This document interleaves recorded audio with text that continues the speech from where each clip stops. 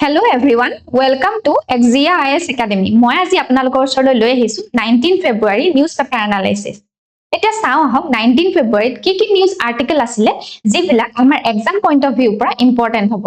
তাৰ আগতে মই আপোনালোকক জনাবলৈ বিচাৰিছো যে আমাৰ এক্সিয়া আইএছ একাডেমি আপোনালোকৰ ওচৰলৈ লৈ আহিছে এপিএসসি আৰু ইউপিএসসি সিএসসিৰ বাবে ক্লাसेस যত প্ৰিলিমছ মেইনছ আৰু ইন্টাৰভিউ লৈকে গাইডেন্স দিয়া হ'ব আৰু লগতে থাকিব expert faculty and mentorship comprehensive study material regular test series and evaluation কৰা হ'ব current affairs and answer writing focus কৰা হ'ব আৰু লগতে আমাৰ বেটচ বিলাকৰ সাইজ বোৰ স্মল সাইজৰ হ'ব যাতে আমি প্ৰতিজন ষ্টুডেন্টকে পাৰ্সোনালি অ্যাটেনশন দিব পাৰো গতিকে আপোনালোকে দেৰি নকৰি যোগাযোগ কৰক এক্সিয়া আইএছ একাডেমিৰ লগত এই নাম্বাৰটোত এতিয়া আমি ফাৰ্স্ট আৰ্টিকেল ফালে আগবাঢ়ো আহক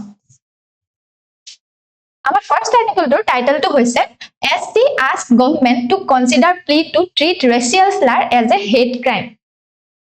এই আৰ্টিকেলটোত আমি এটা কথা জানিব লাগিব যে racial slur মানে কি racial slur মানে ইয়াত লিখিয়ে দিয়া হৈছে আপোনালোকে এবাৰ পঢ়ি ল'ব যে মই পঢ়ি দিছো বাৰু এবাৰ a derogatory or insulting term used to belittle someone based on their perceived race, ethnicity or regional origin এটা racial slur মানে কি যদি কাৰোবাৰ race ethnicity বা regional origin ক লৈ বুলি কোনোবাই যদি derogatory বেয়াকৈ যদি কমেন্ট কৰে হেতু কি বুলি কোৱা হয় racial slur বুলি কোৱা হয় যেনেকৈ নৰ্থ ইষ্টৰ মানুহখিনি সদায় ফেস কৰি থাকে মেইনল্যান্ডত দিল্লীত বিশেষকৈ ফেস কৰি থাকে যে তেওঁলোকক derogatory বহুত ক্ৰাইম তেনেকৈ হেট ক্ৰাইমৰ তেওঁলোক সন্মুখীন হৈ থাকে হেতু কি বুলি কোৱা হয় racial slur বুলি কোৱা হয় তে চাও হক যে এই আৰ্টিকেলটোত কি আছে আৰ্টিকেলটোত কৈছে যে আমাৰ এটা ডিবেট আৰম্ভ হৈ গৈছে কিহৰ ডিবেট যে ইন্ডিয়াত যিমানখিনি হেট ক্ৰাইম হয় বিশেষকৈ ৰেচিয়েল যিমানখিনি হেট ক্ৰাইম থাকে সেইখিনি কি হয় স্পেসিফিক এটা লিগ্যাল ক্যাটাগৰীত ইনক্লুড কৰিব লাগে নে কি কৰিব লাগে ইউনিভাৰ্সাল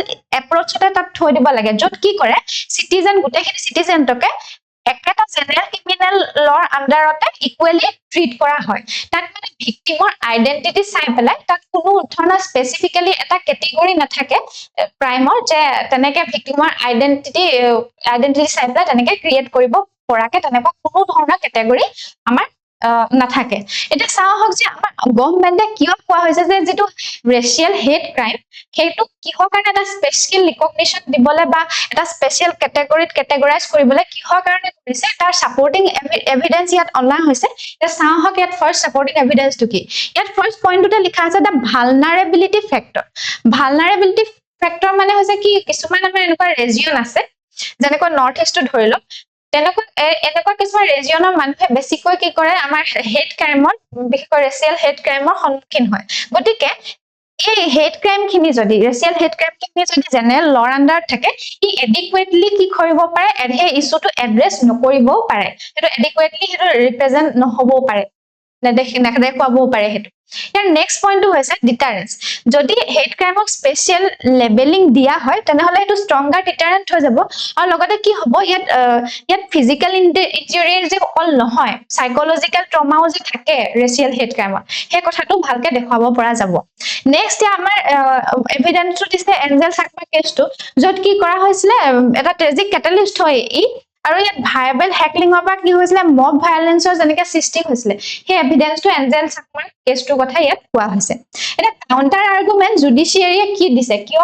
কৰিব নালাগে বুলি কৈছে জুডিশিয়াৰী সেই স্পেশাল ক্যাটাগৰাইজেশনটো ইয়াত ফাৰ্স্ট পইণ্টটো কি দিয়া আছে ৰিস্ক অফ পোলাৰাইজেশন যদি আমি ভিকটিমৰ আইডেন্টিটি চাই পেলাই যদি তেনেকৈ ক্ৰাইম খিনি ক্যাটাগৰাইজ কৰা হয় তেনেহলে কি কৰিব সোসাইটিত ডিভাইড আনিব বুলি জুডিশিয়াৰীয়ে কৈছে নেশনাল ইউনিটিত ই কি কৰিব ইফেক্ট কৰিব বুলি কোৱা হৈছে নেক্সট পইণ্টটো আমি চাম ইকুৱেলিটি অফ ষ্টেটাস এটা কি কৈছে আমাৰ ইতিমধ্যে ইণ্ডিপেন্ডেন্সৰ 75 ইয়াৰ্স আমাৰ হৈ গল যদি তেনেকৈ আমি ল খিনি কেনেকৈ ক্যাটাগৰাইজ কৰি থাকিবলৈ হয় তেতিয়া কি হ'ব আমাৰ সোসাইটিখন ফ্ৰেগমেন্টেড হৈ যাব বুলি কৈছে ভাগি টুকুৰা টুকুৰ হৈ যাব বুলি কৈছে সাব ক্যাটাগৰী সেই কথাটো এটা কনসাৰ্ন জুডিশিয়াৰীয়ে দেখা পাইছে নেক্সট টু দিছে লিগ্যাল সাফিসিয়েন্সি ইয়াত কি হৈছে এটো এটা কনসাৰ্ন আহিছে জুডিশিয়াৰীৰ কাৰণে তেওঁলোকৰ কনসাৰ্ন আহিছে কি যে যদি হে এনেকৈ আইডেন্টিটি বেস কিবা এটা ক্যাটাগৰাইজেশন লৈ অহা হয় তেনেকৈ হেতু তেনেহলে কি হ'ব হে বিএনএস কমপ্লিকেটেড কৰি দিব পাৰে যেটো আমাৰ জুডিশিয়াৰী প্ৰসেস বিএনএসৰ যেটো বিএনএস যেটো আছে হেতু কি কৰি দিব পাৰে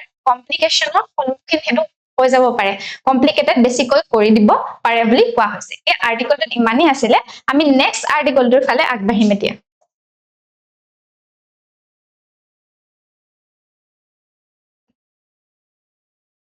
নেক্সট আৰ্টিকলটোৰ টাইটেলটো হৈছে NVIDIA OpenAI announce partnership with Indian Farms Academic Institute. এতিয়া এই NVIDIA নো কি হয়? NVIDIA আৰু OpenAI দুইটাই কি হয়? US ৰ টেক জায়ান্ট হয়, টেক কোম্পানী হয়। এতিয়া এইখিনিয়ে কি কৰিছে, আমাৰ যেহেতু AI ইম্পেক্ট সামিট এতিয়া হৈ আছে, তেওঁলোকে সেই ইম্পেক্ট সামিটত কি কৰিছে, NVIDIA আৰু OpenAI ইণ্ডিয়াৰ যিমানখিনি ফাৰ্ম আছে, আইডি ফাৰ্ম আছে বা একাডেমিক ইনষ্টিটিউচন আছে, সেইবিলাকৰ লগত এতিয়া কি কৰিব, পাৰ্টনাৰশ্বিপ কৰিব। এতিয়া চাওঁ আহক এই আৰ্টিকলটোত একচুৱেলি কি লিখা আছে।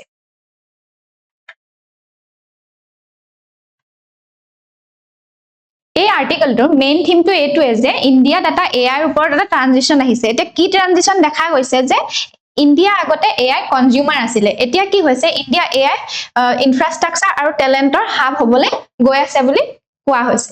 এতিয়া চাওক ফাৰ্ষ্ট পইণ্টটো কি, ফাৰ্ষ্ট পইণ্টটো হৈছে ইনফ্ৰাষ্ট্ৰাকচাৰ ডেমক্ৰেটাইজেশ্যন।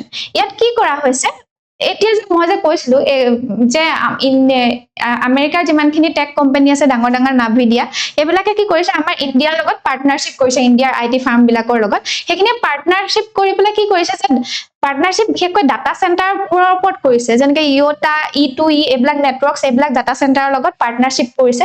আৰু পাৰ্টনাৰশ্বিপ কৰাৰ পাছত কি হৈছে যে সেইখিনি কি হৈ যাব, ইণ্ডিয়াৰ ষ্টাৰ্টআপছ বা ৰিচাৰ্চাৰ এইবিলাকৰ লগত এইবিলাকে কি হ'ব, এতিয়া মানে এআই এক্সেছ পাই যাব বুলি কৈছে। অকল বিগ টেক বিলাকে নাই, মানে যিমানখিনি সৰু সৰু ষ্টাৰ্টআপ আছে বা ৰিচাৰ্চাৰ্ছ আছে সেইখিনিও ডাটা পুৰা এক্সেচিবল কে পাই যাব, যিহেতু সেইখিনি পাৰ্টনাৰশ্বিপ কৰা হৈছে। নেক্সট ইয়াৰ পইণ্টটো হৈছে ইনষ্টিটিউচনেল ইণ্টিগ্ৰেশ্যন। এতিয়া OpenAI কি কৰিছে, আমাৰ যিমানখিনি ডাঙৰ ডাঙৰ ইনষ্টিটিউট আছে, IIT, IIM, এইমছ এইবিলাকৰ লগত পাৰ্টনাৰশ্বিপ কৰিছে। আৰু সেইটোৱে কি ছাজেষ্ট কৰে যে আমাৰ কি হৈছে প্ৰফেচনেল এডুকেশ্যনত বেছিকে গুৰুত্ব দিয়া হৈছে, যিটো AI first professional education model, সেইটোৰ ওপৰত বেছিকৈ এতিয়া গুৰুত্ব দিয়া হ'ব। নেক্সটটো হৈছে দ্য ৰাইজ অফ ইণ্ডিক LLMs। এতিয়া কি হৈছে LLMs যিটো AI চিষ্টেম সেইটো লঞ্চ কৰাত বেছি গুৰুত্ব দিয়া হৈছে বুলি কৈছে। এতিয়া LLM মানে কি সেইটো আমি জানিব লাগিব। LLM মানে হৈছে এনেকুৱা AI চিষ্টেম যিটো মাছিভ ডাটা সেটছৰ ওপৰত বেছ কৰি বনোৱা হৈছে, কি কৰিবলৈ, যিটোৱে মাল্টিপল হিউমেন লেংগুৱেজ যাতে আণ্ডাৰষ্টেণ্ড কৰিব পাৰে বা জেনেৰেট কৰিব পাৰে, সেইটো কৰিবলৈ সেই AI চিষ্টেমটো কি কৰা হৈছে, ট্ৰেইন কৰা হৈছে মাছিভ ডাটা সেটছৰ ওপৰত। এতিয়া এক্সাম্পল হিচাপে ইয়াত GPT-4ৰ কথা দিয়া হৈছে বা Serve AI কথা কোৱা হৈছে। ইয়াত কোৱা হৈছে যে সেই LLM চেন্ট্ৰিক যিটো AI চিষ্টেম সেইটো বেছিকৈ ৰাইজ হৈছে বুলি কৈছে, যেনেকে Serve AI মডেল। সেইটোৱে কি ইণ্ডিকেট কৰিছে যে ইণ্ডিয়াৰ যিমানখিনি AI হ'ব, AI চিষ্টেম হ'ব, সেইটো কিহৰ ওপৰত ভিত্তি কৰি দিয়া হ'ব, লিংগুইষ্টিক বা কালচাৰেল কনটেক্সটৰ ওপৰত, কালচাৰেল কনটেক্সটত যাতে অপটিমাইজ কৰিব পাৰে স্পেচিফিকেলি, সেইটোৰ ওপৰত বেছ কৰি বনোৱা হ'ব, যাতে আমাৰ কি থাকে ৱেষ্টাৰ্ণ চেন্ট্ৰিক মডেলৰ যাতে একো ডমিনেন্স আমি নেদেখো, আমাৰ যাতে নিজৰে AI থাকে। নেক্সটটো আছে মাছিভ স্কেল ভায়া এডটেক। এতিয়া কি হৈছে, সেই প্লেটফৰ্মখিনিয়ে কাৰ লগত এতিয়া পাৰ্টনাৰশ্বিপ কৰিছে, ফিজিক্স ৱালাৰ লগত যিটো অনলাইন প্লেটফৰ্ম হয় এডুকেশ্যনৰ, বা আপগ্ৰেড এইবিলাকৰ লগত পাৰ্টনাৰশ্বিপ কৰিছে। সেইটোৱে কি কৰিছে যে AI লিটাৰেচি যে ডেমক্ৰেটাইজ হৈছে, অকল কিছুমান স্পেচিফিক মানুহে যাতে AI লিটাৰেট হৈ নাথাকে, সেইটোৰ ওপৰত চেষ্টা কৰা হৈছে, AI লিটাৰেচি ডেমক্ৰেটাইজ কৰা হৈছে। লগতে সেইটোৱে কি টাৰ্গেট কৰিছে যে 1 লাখ ষ্টুডেণ্টক আমি কি কৰিব, ডিজিটেল স্কিল ডিভাইডৰ সেইটো স্কিলটো শিকাব বুলি কৈছে। সেইটো যাতে আমি ডিজিটেল স্কিল ডিভাইডৰ যিটো ব্ৰিজ আছে সেইটো যাতে নোহোৱা কৰিব পাৰো, তাৰমানে ডিজিটেলি লিটাৰেট কৰা হ'ব 1 লাখ ষ্টুডেণ্টক। এই আৰ্টিকলটোত ইমানেই আছিলে, আমি নেক্সট আৰ্টিকলটোৰ ফালে আগবাঢ়িম এতিয়া।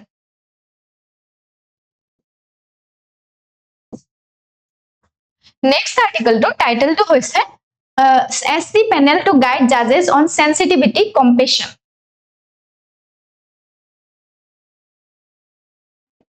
এই আৰ্টিকলটোত লিখা হৈছে যে আমাৰ জুডিচিয়াৰী, যদিও তেওঁলোকক কি কোৱা হয়, আমাৰ কনষ্টিটিউচনেল প্ৰটেক্টৰ বুলি কোৱা হয়, কিন্তু তেওঁলোকক কেতিয়াবা দেখা যায় যে তেওঁলোকৰ সেনচিটিভিটি বা ইম্পেথি তেওঁলোকক লেকিং দেখা যায়।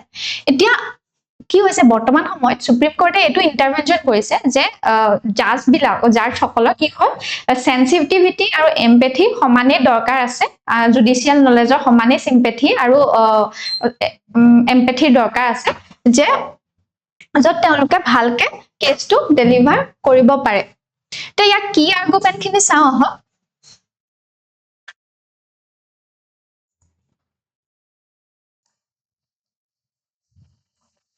এই আৰ্টিকেলটোৰ কি পইণ্ট কেইটা হৈছে যে ফাৰ্ষ্টতে লিখা আছে যে এটা ফাণ্ডামেণ্টেল আৰ্গুমেণ্ট দিয়া হৈছে যে ইয়াত কোৱা হৈছে justice is not merely a procedural exercise. যিহেতু জাষ্টিচটো এটা প্ৰচিডিউলাৰ এক্সাৰচাইজে নহয় বুলি কৈছে। এতিয়া কি হয়, কেতিয়াবা কি হয়, এনেকুৱা কিছুমান চেঞ্চিটিভ কেছ কোৰ্টলৈ আহে আৰু জাজে কি কৰে, কেতিয়াবা কিছুমান কেজুৱেল ৱৰ্ড ইউজ কৰে বা ডিমিনিং ৱৰ্ড ইউজ কৰি দিয়ে বা ডিটাচ লেংগুৱেজৰ ইউজ কৰে, যাৰ ফলত কি হয়, যিবিলাক মানে ভিক্টিম থাকে, যেনেকৈ ৰেপ চাৰ্ভাইভাৰ যেতিয়া ভিক্টিম থাকে, তেওঁলোকৰ এটা ট্ৰমা থাকে নিজৰে।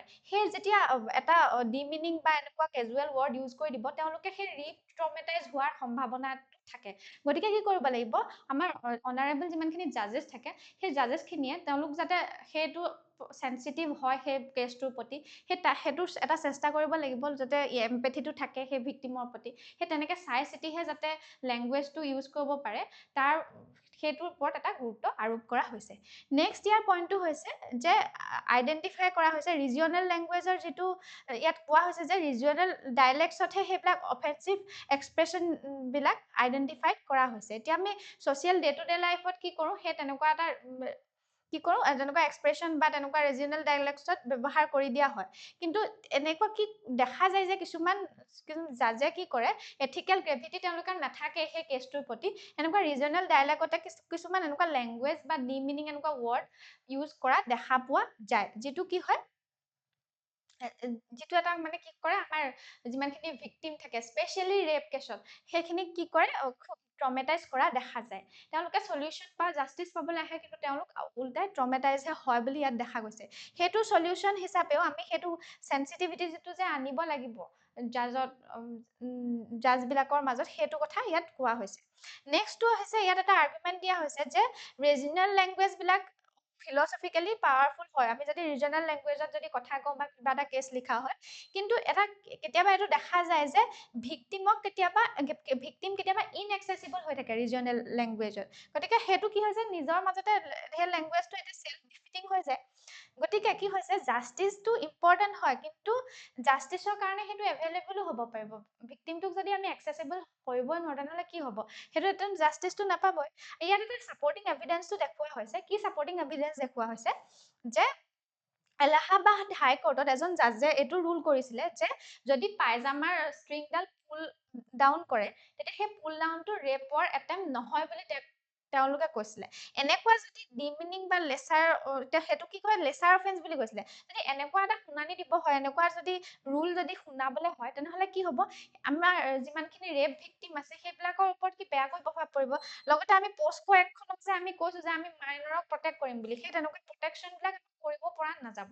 গতিকে কি কোৱা হৈছে, এই আৰ্টিকলটোত এইটোৱে কোৱা হৈছে যে আমাৰ অনাৰেবল জাজখিনিয়ে, যিমানখিনি জাজ আছে আমাৰ, সেইখিনি অকল জুডিচিয়েল যিমানখিনি কেছ আছে সেইখিনি ছল্ভ কৰিলে নহ'ব, মানে সেই কেছবিলাকৰ প্ৰতি চিম্পেথি বা এম্পেথিও ৰাখিব লাগিব, চেঞ্চিটিভ হ'ব লাগিব সেই কেছবিলাকৰ প্ৰতি, স্পেচিয়েলি যেতিয়া তেওঁলোকে ৱৰ্ড ইউজ কৰে সেইখিনি ক্ষেত্ৰত।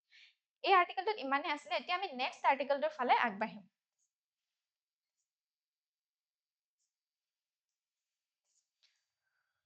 নেক্সট আৰ্টিকলটোৰ টাইটেলটো হৈছে DGCA proposes swift ban on disruptive passengers.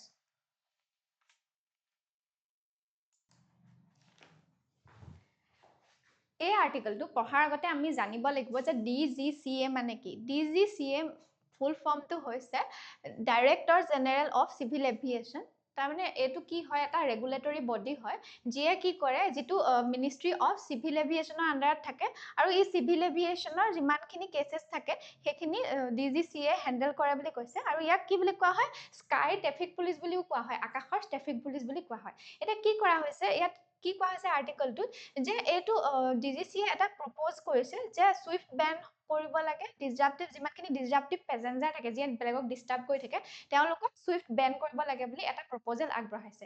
ইয়াত কি কোৱা হৈছে যে এয়াৰলাইন যিমানখিনি অপাৰেটৰ থাকে সেইখিনিক এটা এম্পাৱাৰ কৰা হ'ব। কি এম্পাৱাৰ কৰা হ'ব, তেওঁলোকক এইটো কোৱা হ'ব যে যদি কোনোবা পেছেঞ্জাৰ আনৰুলি থাকে বা তেওঁলোকে ডিষ্টাৰ্ব কৰি থাকে, ডিসৰাপটিভ থাকে, সেই পেছেঞ্জাৰবিলাকক 30 ডেইজৰ কাৰণে ফ্লাইং বেন কৰিব পৰা এতিয়া অধিকাৰ থাকিব এয়াৰলাইন অপাৰেটৰ্ছবিলাকৰ। এতিয়া সেইটো প্ৰপ'জ কোনে কৰিছে, ডাইৰেক্টৰ জেনেৰেল অফ চিভিল এভিয়েশ্যনে কৰিছে।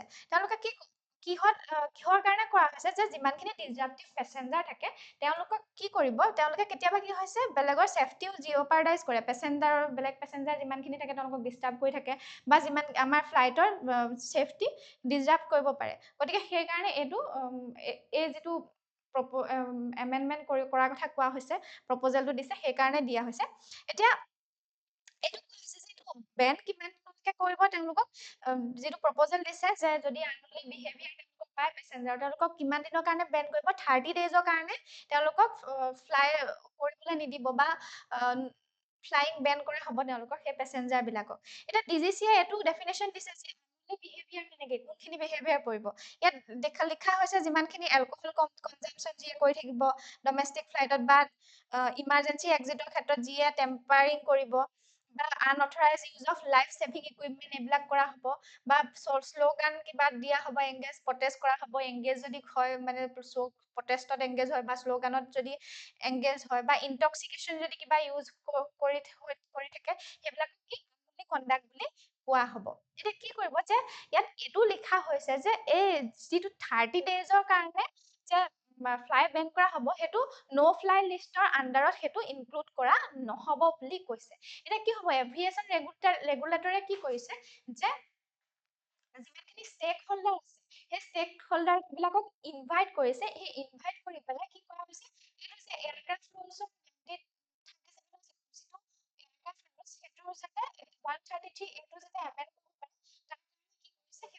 তেওঁলোকৰ কমেণ্টছ লোৱা হৈছে ষ্টেক হোল্ডাৰ বিলাকৰ।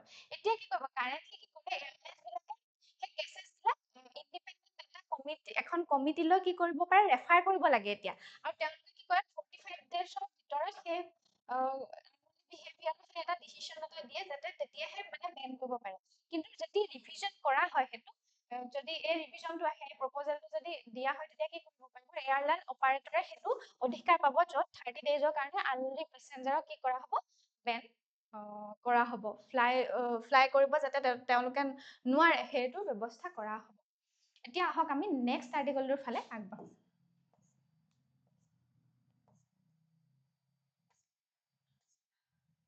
নেক্সট আৰ্টিকলটোৰ টাইটেলটো হৈছে the need for diversity in the judiciary.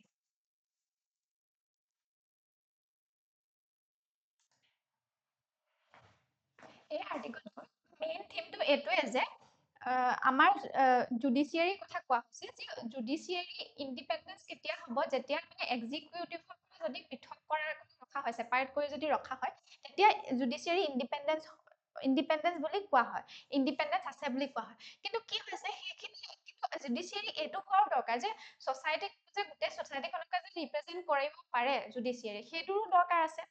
অকল যে ইণ্ডিপেণ্ডেঞ্চ হ'ব পাৰি এক্সিকিউটিভৰ পৰা পৃথক হৈ পেলাই সেইটো হ'লে নহ'ব, কি হ'ব লাগিব, ৰিপ্ৰেজেণ্টেটিভ হ'ব লাগিব, গোটেই ছ'চাইটিখনক ৰিপ্ৰেজেণ্ট কৰিব পৰা হ'ব লাগিব।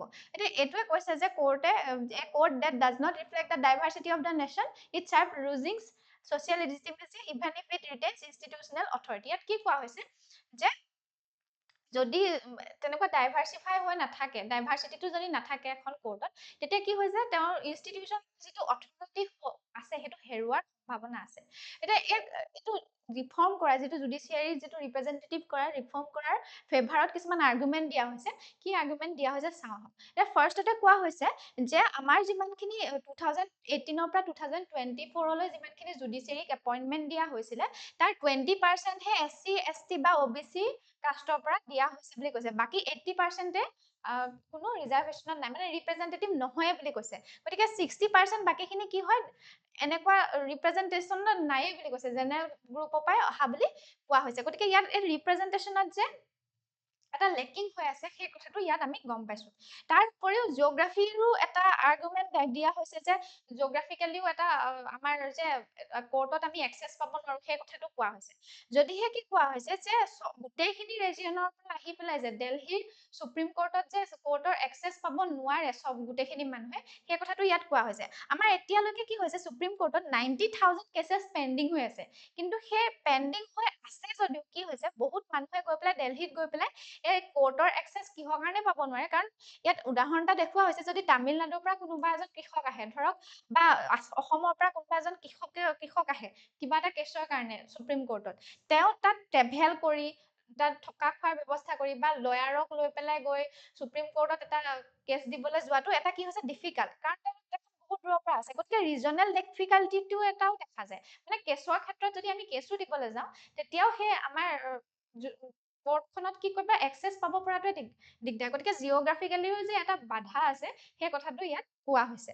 এতিয়া ইয়াত আৰু এটা কথা কোৱা হৈছে, আৰু এটা পইণ্ট দিয়া হৈছে যে কনষ্টিটিউচনেল ডাইৰেক্টিভ আৰ্গুমেণ্ট। এতিয়া প্ৰাইভেট মেম্বাৰ বিলত এইটো প্ৰপ'জ কৰা হৈছে যে জুডিচিয়াৰীত কি কৰিব লাগিব, ডাইভাৰ্চিফাই কৰিব লাগিব, মানে ডাইভাৰ্চিটি এটা থাকিব লাগিব। কাৰণ কেলে এইটো যদি যিটো ডাইভাৰ্চিটি কথাটো যে কোৱা হৈছে সেইটো যদি অকল মিয়াৰলি মাত্ৰ যদি লেজিসলেটিভ হয় বা এডমিনিষ্ট্ৰেটিভ সেইটো স্পেচিয়েল কি কৰিব লাগিব, কনষ্টিটিউচনেল এটা মেণ্ডেট থাকিব লাগিব যে এইটো আমাৰ ডাইভাৰ্চিটিটো যাতে থাকিব পাৰে লাগে, যে বা গোটেইখিনি ছচিয়েল যিমানখিনি গ্ৰুপ আছে OBC SC ST বা আন বিলাকক যাতে ৰিপ্ৰেজেন্ট কৰিব পাৰে, জাজৰ ক্ষেত্ৰতে হওক বা কিবা কেছ হলেও যাতে কি কৰিব পাৰে সেইটো এক্সেছ যাতে গোটেইখিনি মানুহে পাব পাৰে, তাৰ কাৰণে যাতে এটা যে কনষ্টিটিউচনেল মেণ্ডেট যে থাকিব লাগে সেই কথাটো ইয়াত কোৱা হৈছে।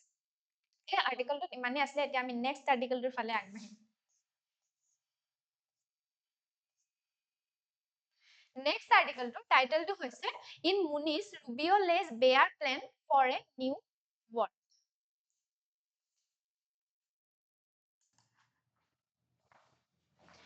এই আৰ্টিকলটোত কোৱা হৈছে যে কি লিখা হৈছে যে আমেৰিকাৰ যিজন US যিজন ছেক্ৰেটাৰী অফ ষ্টেট আছে মাৰ্কো ৰুবিঅ, তেখেতে এটা ভাষণ দিছে মিউনিছত গৈ পেলাই।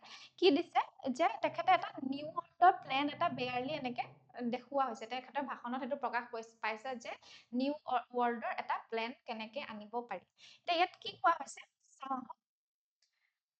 কৈছে যে পষ্ট কোল্ড ৱাৰৰ পাছত যিবিলাক লিবাৰেল ইণ্টাৰনেশ্যনেল অৰ্ডাৰ আহিছে নহয় সেইখিনি কি কৰিছে ৱেষ্টক কি কৰিছে ফেইল কৰিছে বুলি কৈছে। ৱেষ্টৰ যিমানখিনি কাণ্ট্ৰি আছে সেই গোটেইখিনিকে ফেইল কৰিছে, আৰু আমেৰিকাই এতিয়া নতুন এটা ৱৰ্ল্ডৰ অৰ্ডাৰ এটা প্ৰপ'জ কৰিছে। কি প্ৰপ'জ কৰিছে তেওঁলোকে কি কৈছে, আমেৰিকাই বিশেষকে চিভিলাইজেশ্যন বেছড এলায়েন্স চিষ্টেম এটা আনিবলৈ চেষ্টা কৰিছে, য'ত কি কৰা হয় যিমানখিনি ৱেষ্টাৰ্ণ কালচাৰ আইডেন্টিটিক বেছিকৈ ফ'কাছ কৰা হ'ব ৰাদাৰ দেন কিহতকৈ ইউনিভাৰ্চেল নৰ্মছ বা মাল্টিলেটাৰেল ইনষ্টিটিউচনতকৈ কিহক ফ'কাছ কৰিব ৱেষ্টাৰ্ণ কালচাৰেল আইডেন্টিটিটো বেছি ফ'কাছ কৰা হ'ব বুলি কৈছে। এতিয়া কি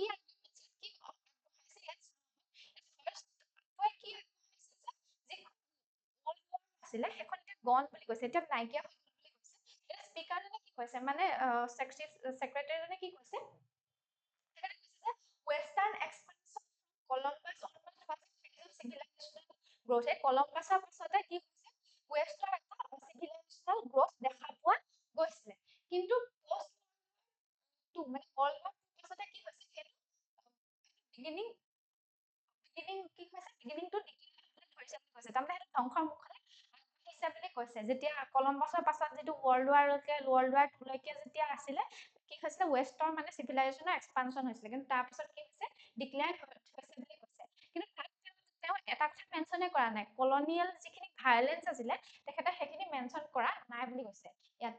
নেক্সট আৰ্গুমেণ্টটো তেখেতে এইটো দিছে যে দুটা ফ'ৰ্চে কি কৰিছে সেইখিনি যিটো ৱেষ্টাৰ্ণ চিভিলাইজেশ্যনৰ এক্সপেনশ্যন আছিলে সেইটো বাধা প্ৰদান কৰিছিলে। কিহৰ ইমিগ্ৰেশ্যন বুলি কৈছে, যিমানখিনি ইমিগ্ৰেশ্যন হৈছিলে তাৰপিছত ফ্ৰী ট্ৰেড যিমানখিনি পলিচিছ আহিলে সেইখিনিও কি কৰিলে এইখিনিত এইটো ৱেষ্টাৰ্ণ এক্সপেনশ্যন বাধা দিছে।